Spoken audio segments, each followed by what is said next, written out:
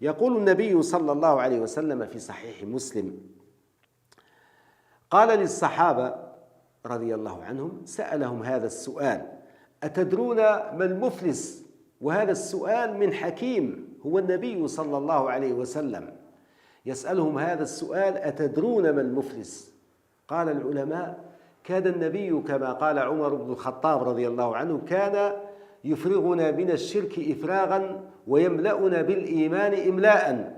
كان النبي صلى الله عليه وسلم يسأل هذا السؤال باه ينحي لهم الخطأ من قلوبهم ومن عقولهم، وبعد ذلك يعطيهم الصواب. هذا تعليم معلم البشرية عليه الصلاة والسلام. كان يقول لهم: أتدرون ما المفلس؟ فيجيب الصحابة: المفلس من لا درهم له ولا متاع. المفلس هو الزوالي، هو الفقير، هو المخلوق اللي ما عندوش، هو هذاك الإنسان اللي طايح عليه حيط كما يقولون. قال لهم النبي صلى الله عليه وسلم: لا، ليس هذا بالمفلس، وإنما بين لهم من هو المفلس. إن المفلس من يأتي يوم القيامة بصلاة وصيام وزكاة. يأتي بالصلاة ويأتي بالصيام ويأتي بالزكاة. والله كاين نوع كثير من هذا البشرية، أنه يكثر من الصلاة ويكثر من الصوم، يكاد يصوم صوم داود عليه السلام، وكل عام حج والعمرة يذهب بدون وقت، لكن المعاملة نتاعو شيء عجيب مع الناس.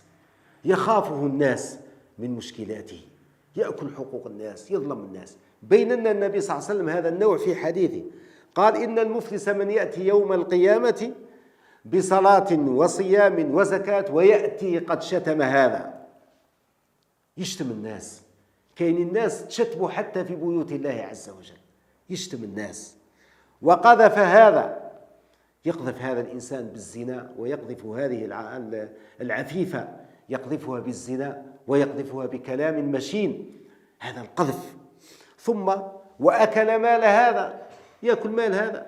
قل له: سلف لي دراهم، يسلف له دراهم ما يخلصوش، يقعد قداه شهر، شهرين، ثلاثة، عام، عامين، ثلاثة. كان يصلي في المسجد، يبطل المسجد، يعود ما يصليش في هذا المسجد، لأن لسانه يصلي في هذا المسجد، يروح يصلي في مسجد آخر. يا سبحان الله، وكأن الصلاة تصلي وين تحب وتأكل أموال الناس وين تحب.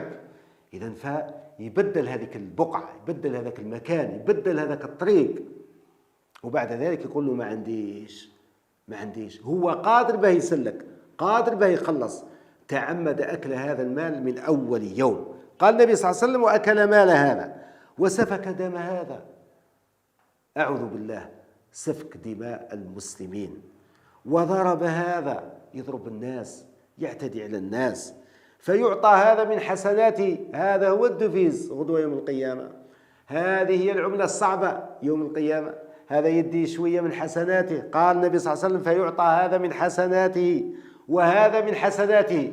هذا اللي ضربه يدي حسنات انتاو، وهذا اللي شتمه يدي له حسناته، الكل يخلصوا بالعملة الصعبة غدوة يوم القيامة. وهذا الذي أكل ماله يدي له حسناته. لكن قال النبي صلى الله عليه وسلم: فإن فنيت حسناته، الناس كل تدي.